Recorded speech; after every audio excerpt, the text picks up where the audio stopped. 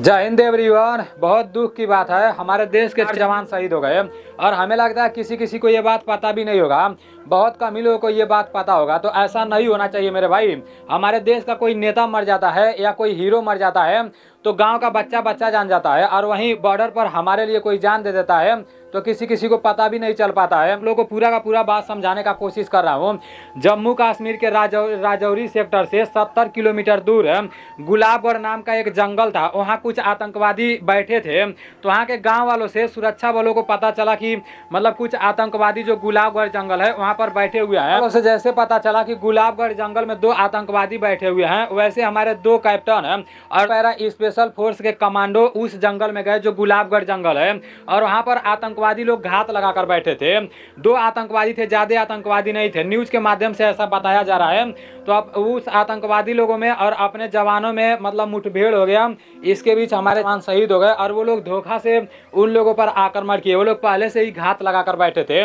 News के माध्यम से जो कुछ भी बताया गया है, मैं आप लोगों को पूरा का पूरा बात समझाने का कोशिश कर रहा हूँ। और देश का बच्चा बच्चा को ये बात पता होना चाहिए कि हमारे लिए कमांडो और 2 कैप्टन जान दे दिए। हम सभी लोगों को पता होना चाहिए। न्यूज के माध्यम से अपने फौजी भाइयों के बारे में और भी कुछ इंपॉर्टेंट बातें बताई जा रही हैं, जो मैं आप लोगों को पूरा बात समझाने का कोशिश कर रहा हूँ। यहाँ पर साफ साफ लिखा गया है कि रातीघाट निवासी दीवान सिंह बिष्ट का वीर पुत्र संजय सिंह बिष्ट भारतीय सेना की 9 पैरा स्पेशल फोर्स में कमांडो के तौर पर तैनात थे। जम्मू कश्मीर के राजौरी सेक्टर से लगभग 70 किलोमीटर दूर कालाकोट के गुलाबगढ़ के जंगल में आतंकी गतिविधियों की भनक थी। ग्रामीणों मतलब गांव वालों ने सुरक्षा बलों को इसकी सूचना दी।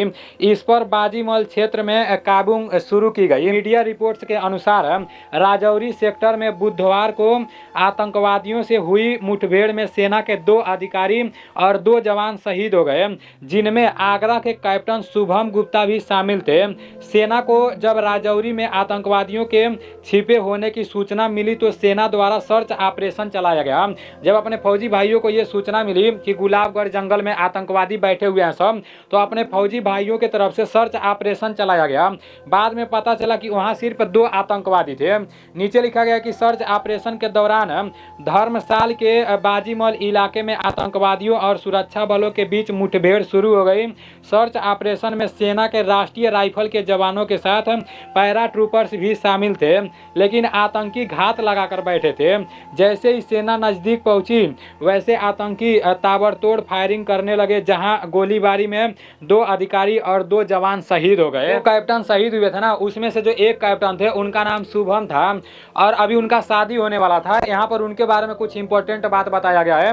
बोला जा रहा है शुभम के शहीद होने की खबर जैसे ही सेना की ओर से शुभम के परिजनों को दी गई तो घर में मातम पसर गया।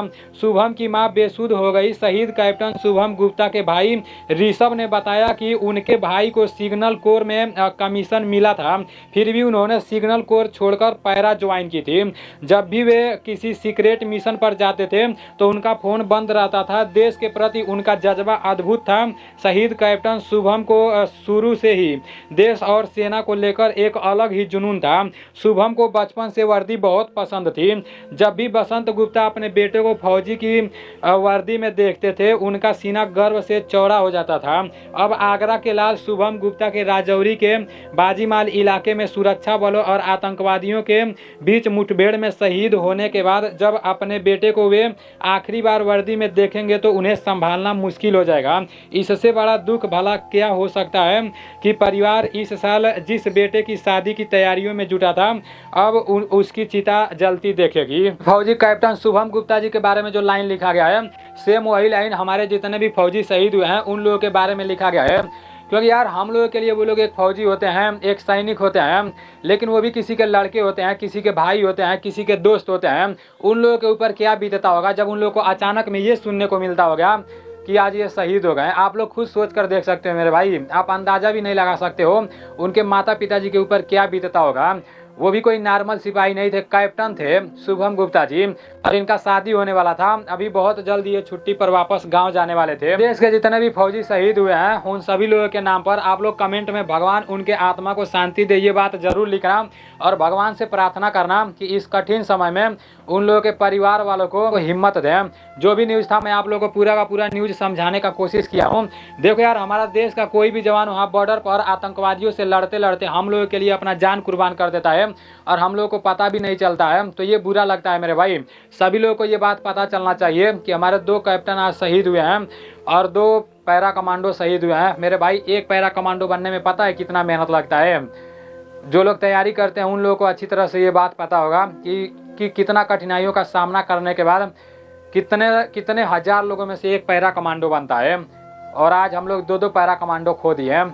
तो ये बहुत बुरी खबर है मेरे भाई।